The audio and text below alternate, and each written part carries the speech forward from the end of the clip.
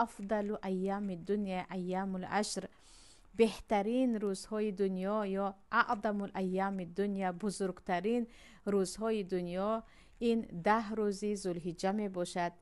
و در صحیح بخاری آمده است که پیامبر صلی الله علیه و سلم میگویند ما من ایام العمل الصالح فیهن احب الی الله من هذه الایام العشر، هیچ روز وجود ندارد در دنیا که عملهای صالح اینقدر در نزد الله دوست داشته شده باشند، اینقدر در نزد پروردگار مقام و منزلت داشته باشند مثل این 10 روز، یعنی 10 روز ذوالحجه، که حتی وقت صحابه ها میپرسند ولا جهاد فی سبیل الله، و حتی جهاد هم جهادی که انسان جانش را برای الله میدهد،